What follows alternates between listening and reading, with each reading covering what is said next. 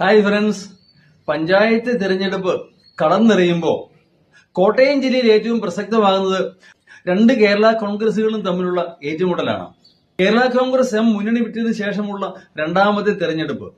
LDF-ൽ 10 സീറ്റാണ് KCM മത്സരിക്കുന്നത്. Joseph ഗ്രൂപ്പിന് UDF കൊടുത്തു 8 സീറ്റ്.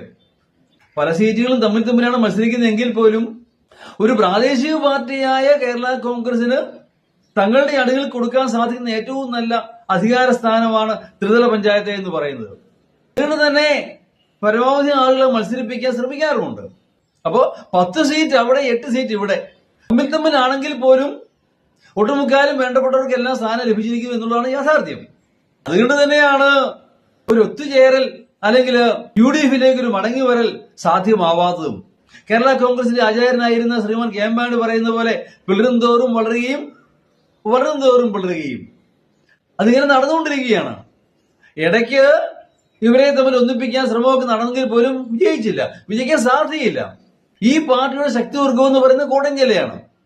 ഇടുക്കി ജില്ലയിലെ PA ജോസഫിന് വലിയ പ്രസക്തി ഒന്നുമില്ല, അദ്ദേഹം റിട്ടയർമെന്റിലായി.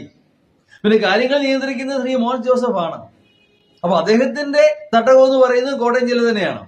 അവിടെയുള്ള ചെറുതും വലുതും നേതാക്കന്മാർക്ക് അധികാര സ്ഥാനം കൊടുക്കാനുള്ള ആകെ അവസരം എന്ന് പറയുന്നത് ഈ പഞ്ചായത്ത് തെരഞ്ഞെടുപ്പാണ്. ഏതാണെങ്കിലും രണ്ടു പാർട്ടികളും അരയും തലയും മുറക്കി രംഗത്തിറങ്ങുകയാണ്. ജോസഫ് ഗ്രൂപ്പിനെ സംബന്ധിച്ച് നിലനിൽപ്പിന്റെ പ്രശ്നമാണ്. ആകെപ്പാടെ 2 MLA-മാരേ ഉള്ളൂ, കടുത്തുരുത്തിയും തൊടുപുഴയും.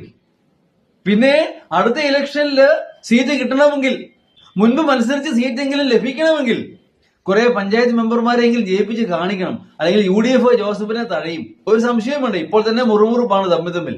അയൽപക്കത്തെ പുല്ല് കണ്ട് പശുവിനെ വളർത്തരുത് എന്ന KC ജോസഫിന്റെ പ്രസ്താവന ഇതുകൊണ്ട് തന്നെയാണ്. അതേപോലെ തന്നെ KCM-ന് നിർണായകമാണ് ഈ മത്സരം എന്ന് പറയുന്നത്. തങ്ങൾ വന്നുകൊണ്ടാണ് കോട്ടയം, ഇടുക്കി, പത്തനംതിട്ട ജില്ലകളില് ഇടതുപക്ഷത്തിന് അധികാരത്തിൽ വരാൻ സാധിച്ചതെന്ന് ഒരിക്കൽ കൂടി തെളിയിക്കേണ്ടിയിരിക്കുന്നു. അങ്ങനെ ഏത് വിധേന നോക്കിയാലും രണ്ട് കേരള കോൺഗ്രസുകൾക്കും നിർണായകമാണ് ഈ ഇലക്ഷൻ, പ്രത്യേകിച്ചും കോട്ടയം ജില്ലയില്. താങ്ക്